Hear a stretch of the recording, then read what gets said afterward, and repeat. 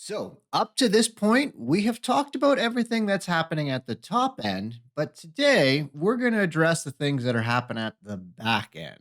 Welcome back to the program, you beautiful people. My name is Dr. Dan. I'm a pharmacist turned obesity expert, and today we are talking about constipation and diarrhea that can be associated with the GLP-1 receptor agonists, such as Ozempic, Saxenda, Trulicity, and all the other ones within this class. Of course, before we dive into things, don't forget to hit the subscribe button down below. As well, check me out on my other channels at the official Dr. Dan. I'm on the Instagram, the tweet, the tick, the talk, the book, you name it, I am out there. As well, you can book a free consult with myself via our website, healthcare.evolve.ca, if you want to work with myself and might be needing some support on your weight management journey. So, of course, I am saving the best or maybe the shittiest for last. Not really, though. I just find that constipation and diarrhea with the GLP-1 receptor agonist tends to happen at a little bit less frequent rate compared to, say, nausea and heartburn. And I've grouped these two conditions together because their management in a lot of ways is going to be very similar. Now, we all enjoy a satisfying poo, and there really is nothing quite like feeling all cleaned out in a, well, controlled manner, if you will. And either going too much or too little can certainly lead to some unpleasantness. Unfortunately, as the GLP-1 receptor agonist and the GLP-1 hormone in general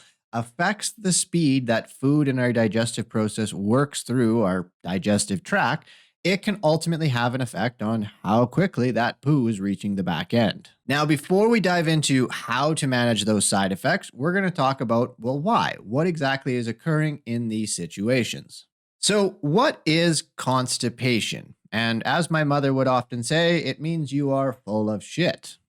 Now, technically, she's not wrong in that regard, but let's go over what the medical definition actually is. Constipation is defined as uncomfortable or infrequent bowel movements. Now, generally, it means your bowel movements are happening less than 3 times a week or less than your usual frequency. So if you're usually a daily goer and you're suddenly down to 6, that would indicate that there likely is some level of constipation that's going on. And generally, the movement is going to involve more hard and dry stool. Or based on the Bristol stool chart, which you can see right here, constipation would fall under type 1 and type 2 as the bowel movement type that you are having. Now, before you say anything, yes, there is an actual chart that describes the 7 most common types of poops that people might have. And yes, this is definitely a tool that we use in medicine. Now, I'm not sure if the individual that came up with the Bristol stool chart used their own poop as a reference or if they looked at the poop of many other people. Either way, whichever case it might be, it was a shitty job. And that is pun fully intended. So other than small, hard, and infrequent bowel movements, other side effects that people with constipation might talk about are things like, they strain to go. It's really that sitting on the toilet and really trying to force it out.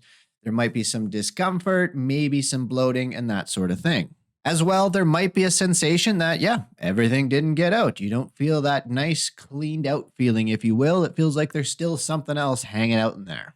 Further, some people might note nausea or early satiety because if things are just not moving that quickly through your GI tract because everything's all blocked up and full, if you will, then you're going to get that sensation because the only way it's going to have to go is back up.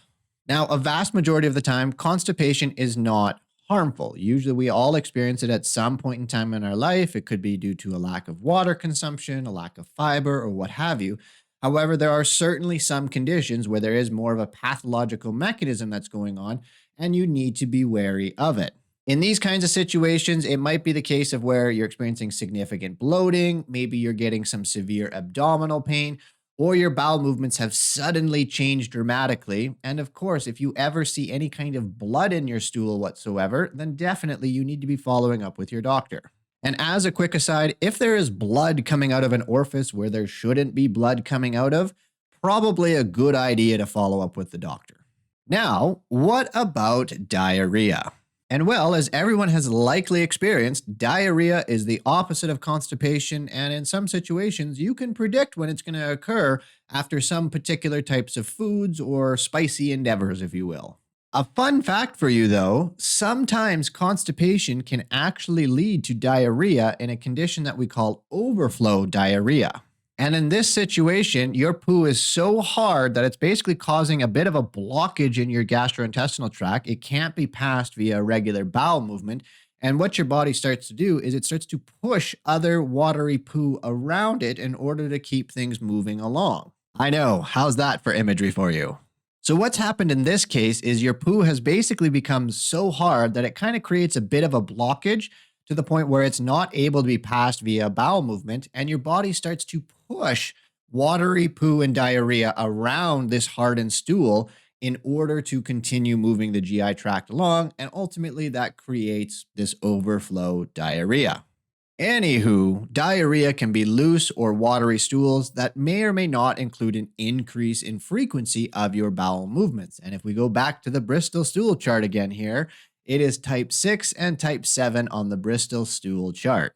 Now, for other symptoms, you might have some abdominal cramping, some pain, maybe some nausea, and in really severe cases, and depending on the cause, there could be things like a fever or blood in your stool. Now, in general, diarrhea is not harmful, and it should self-resolve in a day or two following Spicy Taco Tuesday, for example. But if the diarrhea is quite severe, you're becoming dehydrated, or you have a fever, or if you think there was maybe something a little extra in those tacos, definitely follow up with your care team.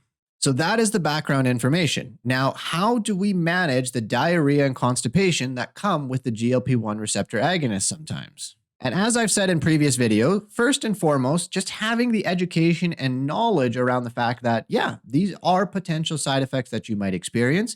Not everybody has them by any means, but some people definitely do. So if you do experience them when you start these medications, that is perfectly normal and okay. And as I've said before, generally for most people, the side effects are going to be quite mild and they will self-resolve as your body gets used to the medication. However, here are a few steps that you can implement in order to help resolve or help to manage the symptoms that you might experience.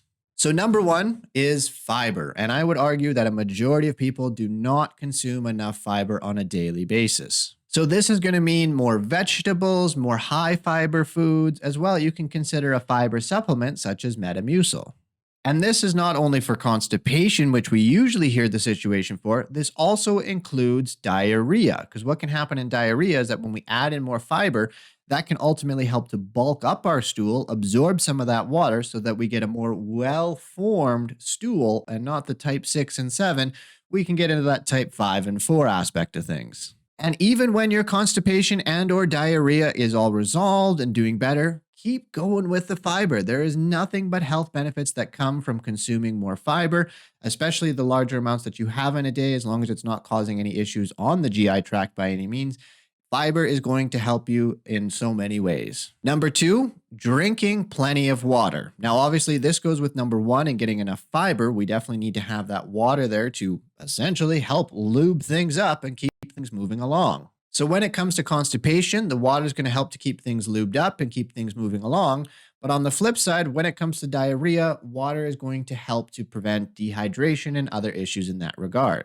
And again, keep up with the water even when your constipation or diarrhea resolves because, hey, water is good for you. Number three, you want to avoid any foods that may have caused you diarrhea or constipation in the past, just because they are likely going to cause those issues again in the future. Number four, probiotics. Now, I haven't reviewed the literature around probiotics in great detail. I did a number of years ago, but the data was really quite limited and we really didn't know how beneficial they were.